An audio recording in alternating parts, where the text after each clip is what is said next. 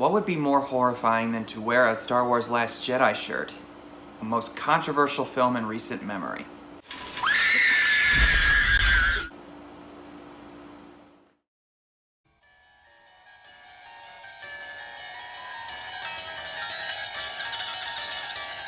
Hey all, I'm here to talk about It's the Great Pumpkin, Charlie Brown, released 55 years ago in 1966, directed by Bill Melendez and created and written by the great Charles Schulz, the creator of the Peanuts comic strips. The plot is very simple. Linus is excited about the arrival of the Great Pumpkin and awaits for him in a pumpkin patch nearby in his neighborhood, much to the amusement and chagrin of his friends and his sister Lucy, as he misses out on the trick-or-treating and the Halloween party that they have prepared for that night, and he manages to win Charlie Brown's sister Sally into waiting for the Great Pumpkin with him, while also Snoopy in the background goes off to fight the Red Baron as the World War I flying ace. Some of you may know this, but those of you who don't, I love Charlie Brown. My mom was a big Snoopy and Charlie Brown fan growing up, and as she did in so many ways, thanks Mom, passed on her love of Charlie Brown and Snoopy to me. I would watch the holiday specials religiously every time the holidays came around. I read the comic strips as well whenever they were in the Sunday paper, and I do have some books that have the comic strips in them. Every once in a while, I do like to read them to think back on those memories. I also like the This Is America Charlie Brown miniseries, and I absolutely adore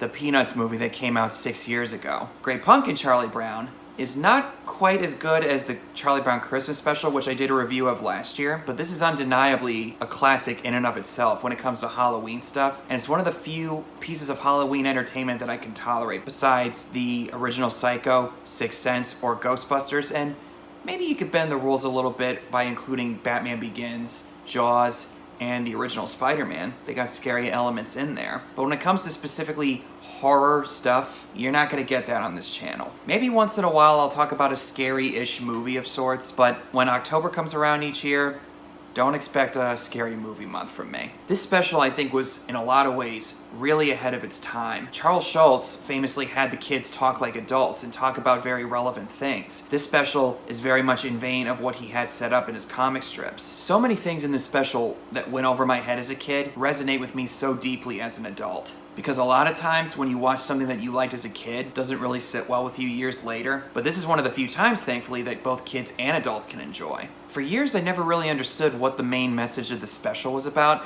Charlie Brown Christmas, it's pretty obvious. Charlie Brown wants to know what's the real meaning of the holiday season, and Linus' speech with the biblical message of the Book of Luke, that pretty much explains it all. This one, it's not quite as clear, but I think if you could pull anything from it, it's probably the message of how Linus never really seems to give up hope, even when everybody's telling him how stupid he is in believing in something like the Great Pumpkin. But at the end of the special, he tells Charlie Brown, just wait till next year, I'll find a pumpkin patch that's real sincere. When it comes to Linus, he's usually portrayed as the voice of reason, not just for Charlie Brown, but for the other characters in the Peanuts as well. This one, we actually get to see him believing in something that there's really no concrete evidence whether or not this thing actually exists. But because of his determination and his sincere hope in believing that the Great Pumpkin's gonna show up, it makes us as the audience really kind of want to root for him in a lot of ways. Like a little kid getting excited about Santa Claus. And this is basically a knockoff of Santa. He flies through the air and brings all the toys to all the good children of the world. There's really not much of an explanation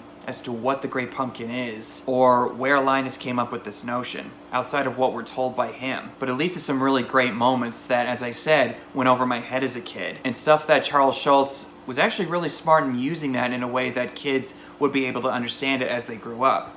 Like this line. We are obviously separated by denominational differences. And there are 3 things I've learned never to discuss with people: religion, politics, and the Great Pumpkin. I always refer to that moment every time an election comes around. And despite the title, It's the Great Pumpkin Charlie Brown, this is really Linus' story. It's not too often that other characters get the main focus. I think this is one of the very few exceptions when it comes to the Peanuts. Charlie Brown does get his own screen time, like when he gets excited about being invited to that Halloween party, and Lucy, out of jealousy and annoyance, decides to ruin Charlie Brown's excitement. Not only that, but when Charlie Brown cuts up one too many holes in his ghost outfit and he goes trick-or-treating with the other kids, all he gets is rocks, giving us one of the most iconic phrases in pop culture. I got a quarter. I got a rock. Everyone else is talking about what they got from like a candy bar, a chocolate bar, a quarter. It's almost like anyone who's answering the door, whether it's a parent or a kid, just one look at that ghost with too many holes in his costume, it's like they know, oh yeah, we know who this kid is. And Violet draws on the back of his head when they use him as a model to figure out what they want to use for their jack-o'-lantern. And instead of being sad and depressed about it, Charlie Brown is fuming with anger. He gets crapped on so much by the other kids. Watching it through adult eyes, it makes me go, oh my god, guys! Especially when it comes to Lucy. Charlie Brown's world would be much better if Lucy ended up on a milk carton. Lucy, that is unacceptable. You need to be smacked. Lucy Van Pelt is one of my most hated characters in fiction. She does have her moments of good, but they're not that common. I'm sorry to say that, but it's true, which is why I love it whenever Snoopy gives her grief. He's the only one who gives her what she truly deserves. Bah! My lips touch dog lips! Bah! Ugh! Poison dog lips! Bah! Ugh!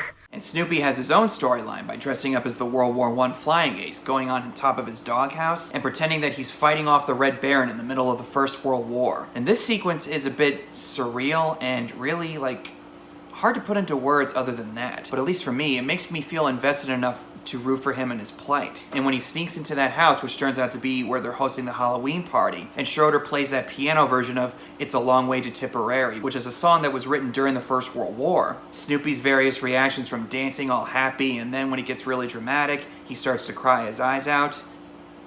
I'm a sap, I can't help it, but I just wanted to reach through that TV screen and give him a giant hug.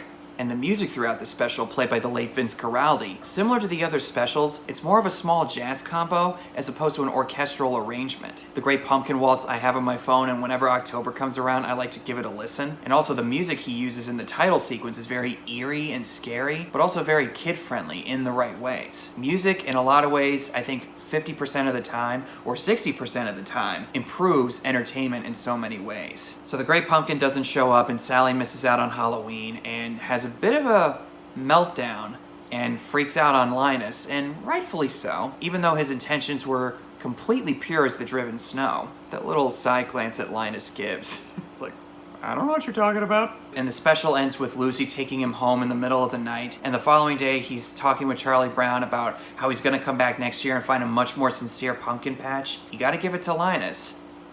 He does not give up under any circumstances, which I think plays into the message of hope and determination. No matter how far out something seems, if you see somebody that determined like Linus is, I can't help but feel some sort of respect for that. But Great Pumpkin Charlie Brown is a really fun special that I like to watch every Halloween, and like I said, one of the few pieces of Halloween entertainment that I can tolerate and watch and enjoy. And if you're a Peanuts fan, obviously you're gonna have a great time with this. And if you're not, and if you haven't seen this, why did you even watch the video? Or if you don't care about spoilers, I mean, there's really not that big of a spoiler-ish type of thing to talk about. It's just a TV special, but still, this is a must-watch, in my book at least, every holiday season. If you haven't seen it yet, give it a try. I think you'll have a good time with it. Those are my thoughts on Great Pumpkin Charlie Brown. Thank you guys so much for watching. Comment below and tell me what your thoughts are if you've seen it. Have a happy Halloween, everybody, and I'll see you guys in the next video.